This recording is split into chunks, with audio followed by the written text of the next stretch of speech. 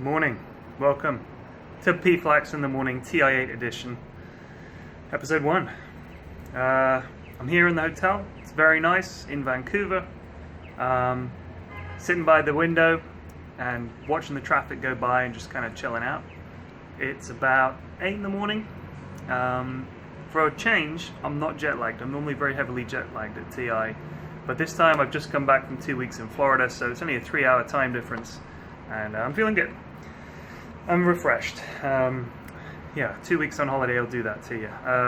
It's great. There's my 6th TI in a row. Did TI3 until TI8, so I never thought I'd do one, let alone 6. So I think there's only a few of us that have done that many TIs. And the interesting thing is there's a lot of things that change, but there's a lot of things that stay the same. You will have seen, I think, Jofi from Newbie, she tweeted a picture of Joan, the driver, the driving lady. She sorts it all out, all the transportation. She's always there. I've seen her at every TI, I'm pretty sure. And you get to know her and she recognizes you and stuff. And it's always just like you come out of the gate, you've just flown, you're a little tired, and there's Joan. She's always very, very sweet to you. So she's great. She always looks after us very well. And then Vancouver's beautiful so far. What I've seen of it driving through, not that dissimilar from Seattle, I'll be honest with you. It's some kind of northwest coast vibe. But there are differences. We were talking last night in the bar. What are the differences? What are the real differences between Canada and the US? Like I couldn't see any difference. There are subtle differences. It would. I made the point, and I feel it was a good one. It would be like going into Scotland and saying this is just like England. Well, no, there are differences. It may take a bit of time to get there. On the surface, visibly, road signs are similar color. There are a lot of similarities. Big city, feels like Seattle, honestly, but there are subtle differences. Canada is different from the US culturally, more than aesthetically, I'd say. It's quite similar looking to Seattle, as I said, but the rest of Canada, looks quite different to a lot of the US. But yeah, there are definite differences, so I would never ever say that Canada is just like the US, because it's not. It's similar, but it's different. What have we got planned today? The player dinner, I think, is this evening. Other than that, we've got pretty much the day off, so I'm thinking about what to do, not quite sure what to do. Just sort of relaxing, getting to see everybody. It's great to see everybody again. Some new faces, some old faces, some very old faces. Obviously Paul's here, he's one of the oldest faces in every possible way. Me, I'm pretty old, very old. As usual, you get chatting to everyone and they complain about how old they are, and I'm like, how old are you again? They're like, oh, I'm 26, I'm so old. And you think, shut the fuck up. 26, old, give me a break. My holiday in Florida was nice.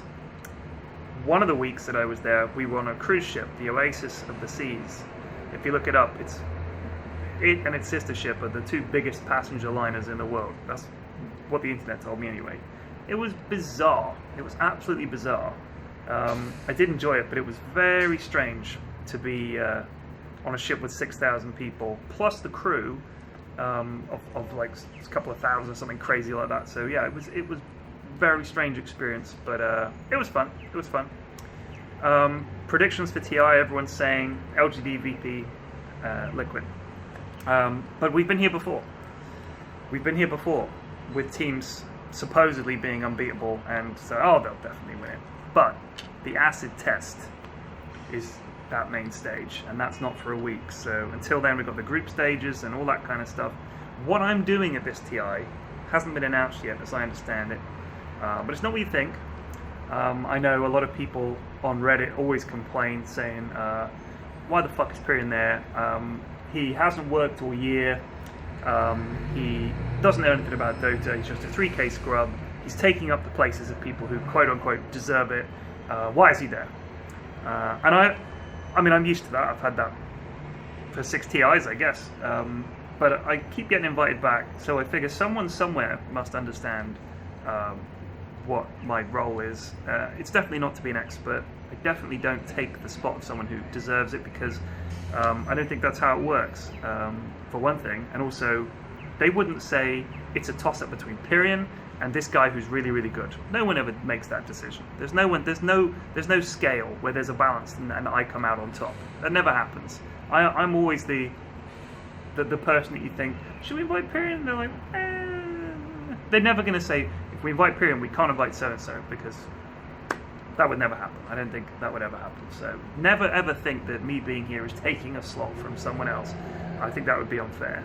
But the stuff that I am doing is going to be a thing we haven't done before, so it should be a lot of fun. I'm looking forward to it. A little bit, not nervous, but I want to make sure it goes well. So there's a little bit of apprehension about getting the planning right, and we've been doing that, planning towards it, getting an idea of it, shaping the what it's going to feel like in our heads and stuff like that. And now that we're all here, we can really meet up and get everything sorted. So it's always good to, when you've been talking about work for a long time, in a weird way, when you actually get started, you're almost relieved, because you feel like, okay, we've done all the planning, we've done all the talking, now we can actually get down to it. And it always makes you settled. It makes you feel a bit better about the job at hand when you can actually meet up with the people and sit around and plan it. So it should be a lot of fun. I'm looking forward to it. Other than that, in terms of surprises at the event, as usual, I'm as clueless as everybody who on the outside. For some reason, if something is going on and something's happening, I'm the last person that people tell. Did you hear about so-and-so? I'm like, what? No, you wouldn't believe it. I was like, how did you hear about this before me? Like, I'm here. I'm not a blabbermouth. There's none of the gossip that I know I would ever share with anybody. I'm like a sealed vault of information, and I have proven that time and again with all the many things I know that I have not leaked, and the many things that I knew about before they were announced and told not a soul, and yet people are still reluctant to tell me, which is weird. I must give off an untrustworthy vibe. And yet I'm old, and the old, we tend to treat them as wise and learned and trustworthy. But not me. Weird, isn't it?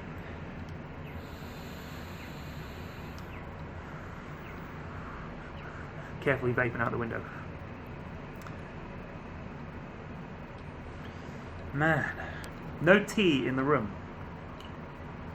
No tea. I find that a little bit alarming. Normally you have like a tea, what they call it, like a tea station. You know what I mean? One thing I like, this is a really classy hotel. Get that straight out of the gate. So I thought straight away, they don't offer a tea service, because if you want tea, you just ring up, they don't need tea, and they just bring you tea, right? They don't want to fucking around with an electric kettle in your room and all that. But it would be nice to wake up and have a cup of tea, because I get out of bed and I want my tea there. You know what I mean? I was grab the tea, and then I'm good to go. But yeah, I might have to find out what is the quickest method for getting tea in the morning. Whether I can hang the breakfast thing on my door, you know, the little thing that the guy comes around and says, "Oh, he needs a cup of tea." Knocks on the door at 8 a.m. There's your tea, ready to go. We'll see. But I feel like that is a massive breakfast buffet downstairs. I could just go down. I probably should. But yeah. So movie reviews. I like to do these. I watched a movie called A Quiet Place, which has John Krasinski. Him was Jim Halpert out of The Office.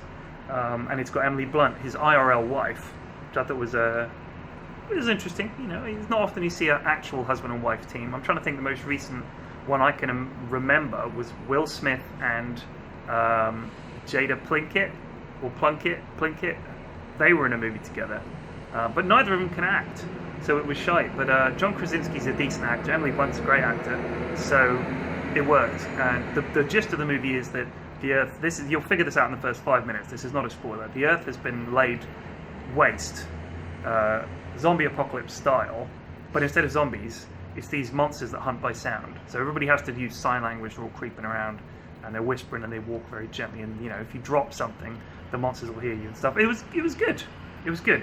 But we watched it on the cruise ship, so every night they'd have an open air viewing at the cinema at the back of the cruise ship. They just have a couple of big screens, you sit around on some chairs and they show the movie. The problem was, it was Sips who told me, Sips from the Yogscast, he said, "Ted, you got to watch this movie, it's great, I'm not going to tell you anything about it, you'll love it." I was like, okay, cool. So it's called A Quiet Place, everybody's using sign language, there's very little audio, so the film was silent. They have subtitles on when they show the film on the big screen, closed caption, and it kept saying things like faint rustling sound, and I'm like, I didn't hear a faint rustling sound. I thought maybe this is like a silent movie, it's like a gimmick. And then there would be some sound, and it was kind of janky and weird, and I thought maybe it's meant to be that it's atmospheric. No. The film, when they showed the film on the ship, the audio file was completely corrupted, so it sounded like, you know when, like imagine a tape recorder with the if you can think back that far, if you've ever seen a tape recorder, you youngsters, when the batteries start to run down, it goes, like it's still trying to turn the reels, but it's ultra slow. It was kind of like that, crossed with a half plugged in audio cable, that kind of weird, slightly distorted, crackly sound. All the bass was just completely blown out. You couldn't hear anything. And for about half an hour, the audience was genuinely thinking this was the audio for the film. And then eventually we realized there was a problem, and they just unplugged the audio. So I just watched it silent. Didn't change the movie. It was still really good. You didn't need the audio, and I thought that was pretty clever. But we were giving it credit, saying, oh, this movie's a silent movie. It's not. The audio was fucked up. But it was a good movie. I did enjoy it. A little bit cheesy in points. A couple of little points. But it was very clever. So, for instance, what do you do? How do you handle things like a crying baby, where you have to put him in a special box with an oxygen mask? And I thought, that's clever, because that's the kind of thing that you'd be able to get around the monsters, who are genuinely pretty scary. So that was good. Who have I seen so far? I saw last night, Slacks, of course, Lyrical, Sind, Blitz, Purge. I saw this morning at breakfast, I saw March, Sheebs. Who else was there?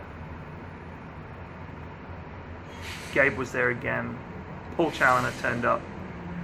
I can't remember. I've gone blank. But yeah, I'm still a little tired. I'm not jet lagged though. Like I said, I'm not jet lagged. Definitely not jet lagged. I'm going to go out and explore Vancouver, have a look around. My predictions for this TI are as follows.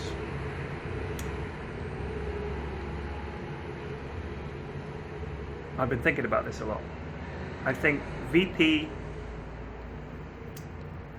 are probably the team that most people are thinking it's their turn. You know what I mean? It's their time. They played too well this year. They look too good. But we've said that before about teams. Remember when OG won 3 majors and everybody thought they were going to win TI and they did nothing? It can happen. Liquid, I think, in a weird way, coming back as returning champions. They're still a wonderful team, still playing beautiful Dota, and they've been together now for long enough that you think these guys are absolutely on it. They know each other inside out. Their game is so good. They have one of the best brains in Dota as their captain, and the best player in the world in Miracle. So these guys absolutely should be favourites. The weird thing is, because nobody's won it back-to-back, in a way, I don't think they have any pressure on them.